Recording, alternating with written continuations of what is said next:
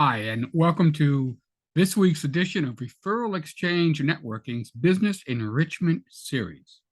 It isn't always easy to compete with companies that are bigger than you and have greater resources. However, one advantage you can have, you can be smarter than they are. No one can tell you how much you can learn or how much of an expert and an asset you can be. That's why education is critical for small businesses.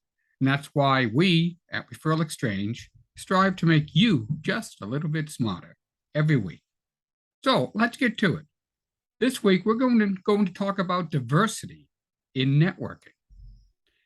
So the question is, why do networking organizations come and go? They start strong, and all too often they slowly fade away.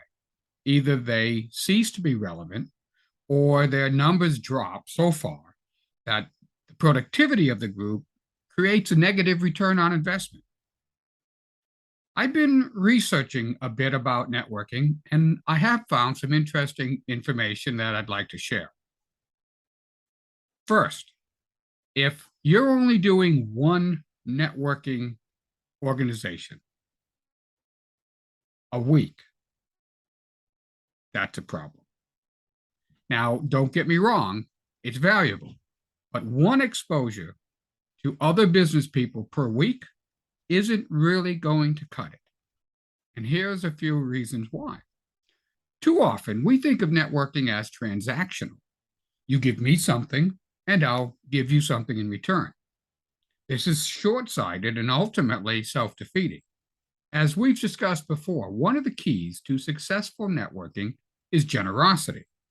If we give expecting something in return, we'll either be disappointed or we'll start comparing referral values, which again is short-sighted.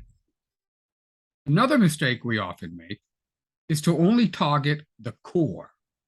By the core, I mean those people who are directly in our business sphere, like low-hanging fruit, easy to pick.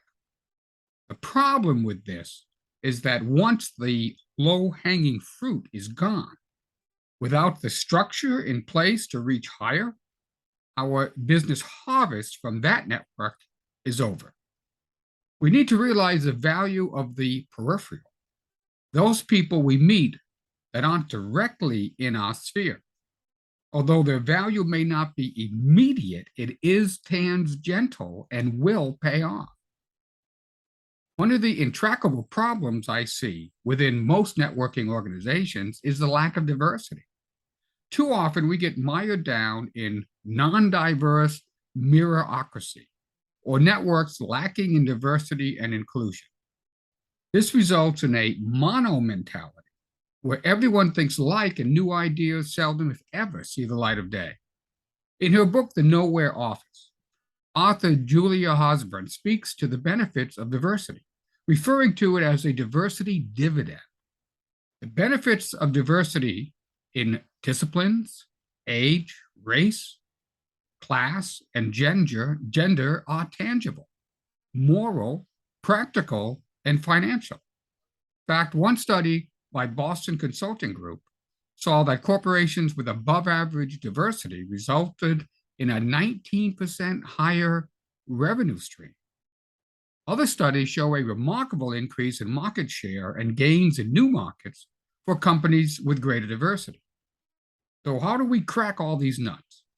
Well, I guess we first must admit that the same old networking methods aren't working. That's the easy part. Next, we must figure out how to break out of our homogenized and monocultural business and networking communities. Now, here in Rhode Island, we have the Black Business Association, the Center for Women and Enterprise, Millennial RI. Then there's the National Coalition of 100 Black Women, Community Action Partnership. There's the Rhode Island Latino Professional Business Network, the Rhode Island Foundation, the Center for Southeast Asians, Jamaican Association of Rhode Island, or the Urban League. These are just a few examples of organizations that we and you can get involved in for greater diverse business experience. Your own neighborhood or professional organizations, as well as your local chambers, can probably provide you with even more suggestions. This outreach on our part will naturally give you the opportunity to invite them to visit your organization. Remember, we're not looking for direct business connections, but for those more peripheral conversations. Thinking globally, and why not, the opportunities for virtual chapters seem limitless. We just need to do some research and come up with some ideas. After all, everything is impossible if you don't try. To quote Jane Clear's newsletter 321, the benefits that arise from a good relationship, whether it be in marriage, friendship, business, or otherwise, are often produced over a long time span. Okay, well, that's it for this week. I hope you get something out of it.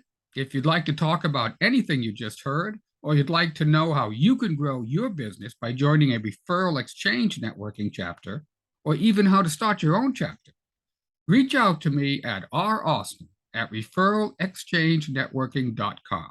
That's exchange with an X. And be sure to subscribe to our YouTube channel by clicking on the subscribe button in the lower right-hand corner of this video. All right. Well, I hope you got something out of that. I hope you enjoyed it. And we'll see you next week. Bye-bye.